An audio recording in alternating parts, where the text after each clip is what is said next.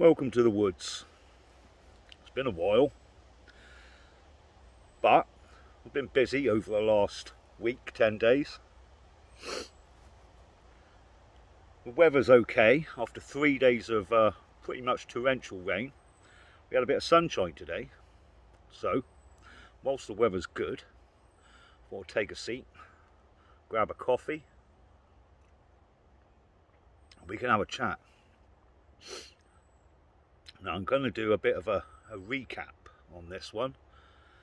I've had a few subscribers over the last couple of months, which is great to see. So for those new people, I'm going to touch on why I went off grid. If you're not subscribed, please hit the button. It helps the channel grow. And if you are subscribed, if you get a chance, share some of these videos around. Put them on your other social media, put them on your Telegram site or your Twitter feed. The more people who get to see the videos, the more people subscribe, the bigger the channel gets, and eventually the more people hear what we're talking about, which can only be a good thing. So to recap, most of you know that I live off-grid in the middle of the woods in a cabin that I built. Now I'm not a builder, so that presented a few challenges to say the least, but it got done, and nearly 7 years now, and it still hasn't fallen down. So that's a 1 for me. But I'm not going to talk about how I went off grid. There is a video, if you scroll down about 80 back, called How I Went Off Grid. And if you're interested in that, check it out.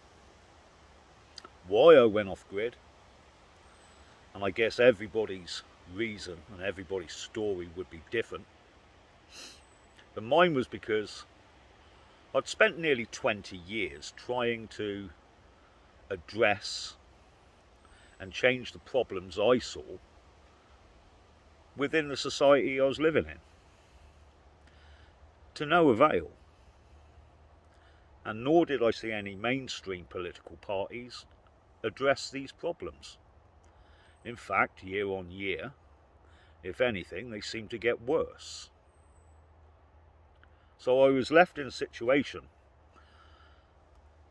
where I came to the conclusion that if I couldn't change the system from within it, I could walk away from it, create something myself, and take back control of my own life. And that's what I did. That's what I've built. Now, I'm not 100% self-sufficient. I still have to pop to the shops. I still work. But living the way I do has given me many, many more options than I would have had if I'd remained where I was. And although this lifestyle is fantastic for me, I get that it's not for everyone. But reducing your reliance on a system that is designed to control and limit you at the best, and designed to crush you and send you insane, would probably be a good idea. So any steps you can take to reduce your reliance upon that system, I would urge you to take. By going off grid, I managed to do a lot of that. For those of you that are interested in that, by all means drop me a line over on Telegram. I've got a Telegram channel. I put extra videos on there. We've got a chat room there. And I'll be only too happy to answer any questions you've got. But reducing your reliance on this system in any way you can is going to be incredibly important in the coming years. And I say that because I'm still trying to get my head around what went on in the last 3 years. I have never seen such a display of power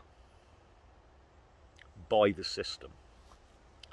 Now, I'm not going to talk about the pandemic or the injections, but simply the show of power.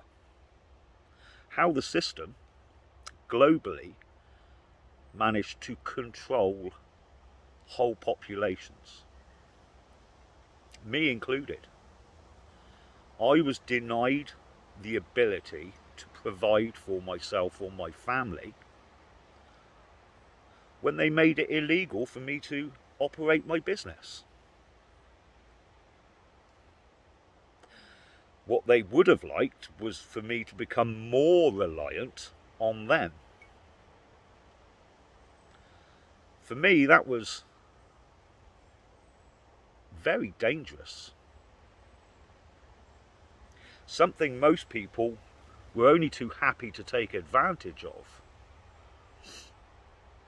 To sit back and take the money whilst not producing anything. Money for nothing. And that flexing of power, that show of strength by the system, really doesn't bode well for us in the coming years. Now, I'm not an economist or a philosopher. I'm just a bloke who lives in the woods. So this is only my opinion. I can only tell you what I think. I can only say it as I see it. But it looks like the whole system's about to change. We're on the cusp. We're on the cusp of the fourth industrial revolution, which, by their admission, is going to massively reduce employment. If it massively reduces employment, there's a problem, because governments get their money by taxing those that work. If they're not working, they can't be taxed, and if the government can't tax them, it has no money, and therefore it can't do anything. It is redundant.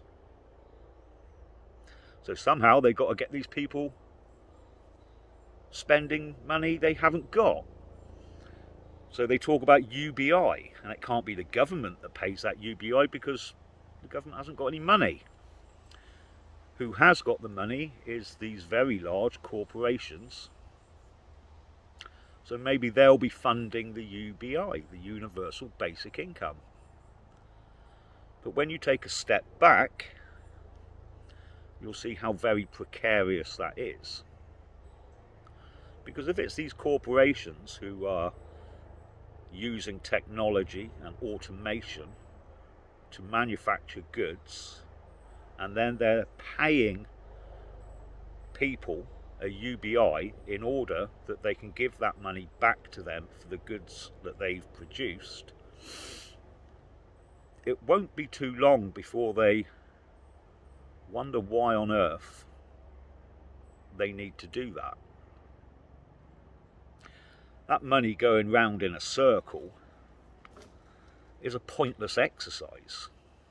Surely it would be better to just not give you the money, and they don't have to produce the goods and services. That's quite a precarious position for people to be in. And at the back of all this change that's coming, as is usually the case, is money. We've just gone through the largest wealth transfer in history. The money's gone from you to a very small group of people. And in a relatively short period of time, the financial system as we know it is going to change.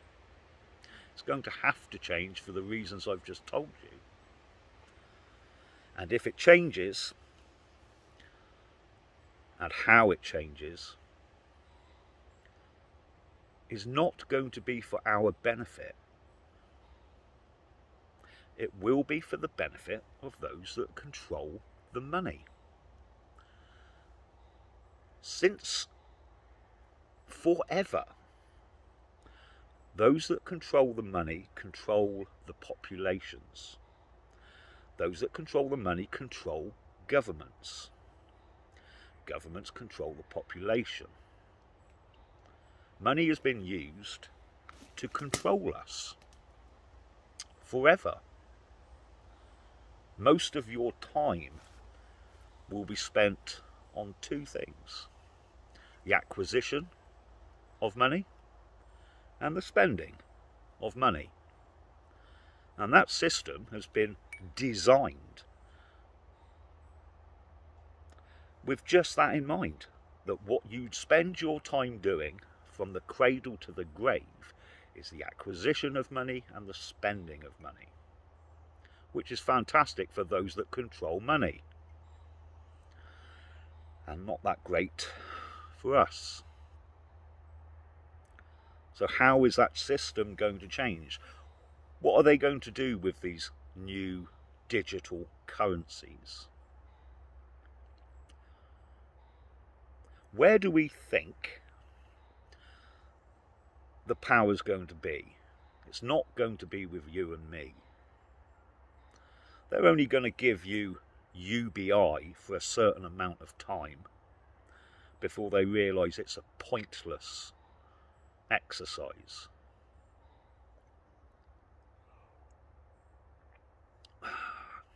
They don't want you free.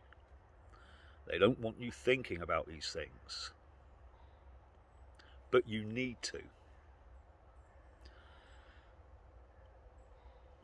What's coming down the line is complete control. And probably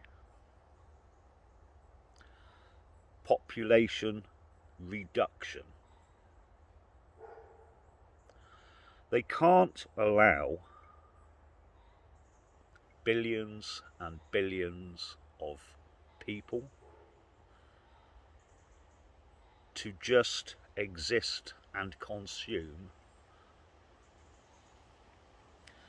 We're on a finite planet, and those that control the power want most of the good stuff for themselves. They're not going to relinquish their power. They're going to strengthen it. They're going to consolidate it. So as these new systems and structures are put into place, expect more restrictions on what you can do, where you can go. You can look at the last 2-3 years as a test run. They've seen that if they give you a little bit of money, you're quite happy to sit at home. As long as you've got Netflix and McDonald's, you're probably going to be okay. But I can promise you, Netflix, McDonald's and that little bit of money won't last forever. There will be no free ride. We need to come together. We need to form community. We need to be talking about parallel systems, parallel societies. I touched on what Neil Oliver spoke about last week, that these talking points are coming into the mainstream. People are starting to understand. Under the video I did, Bjorn Bull Hansen said that he could see that these societies, these groups of people, would cater for for each different group. And I don't see that as a bad thing. If you imagine 10 villages, and each one could be slightly different, you would have the possibility to move from village to village to where you felt comfortable. to where you were accepted. But we need to put in place some of the structures that we're going to need moving forwards.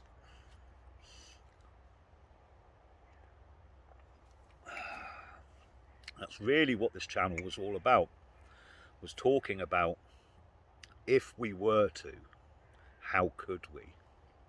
What would we need? How can we do it? There's a lot of content out there which will tell you about what's going wrong. We all see it, we all know it. I tend not to dwell on it. And I'm not saying that my answer is the only one. But it's plausible. And it's possible. And as I said in my last video, if one man can do it for himself, then a group of people can do it together.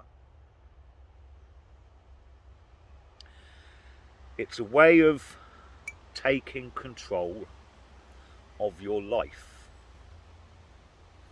Think about it,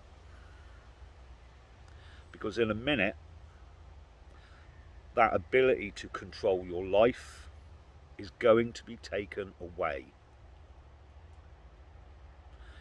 We're on the cusp. There's big changes coming, and none of them are going to be for our benefit. So what do we plan on doing about it? Can't just sit back and let it happen. But we need to start now. We need to start putting things together. Pop over to my Telegram channel. Get involved in the chat. If you've got questions, pop them in there.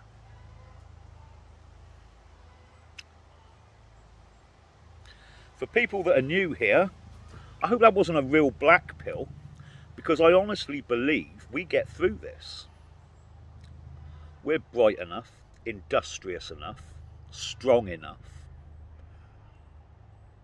We're able to think. There's so many people out there that have no idea of what's happening. The phrase lambs to the slaughter comes to mind. But there are people. So if we can build something and show them an alternative, hopefully we can save a few more. Anyway, you lot, I'm going to go and do some housework and feed the chickens. Have a good one. I'll speak to you soon. Catch you later.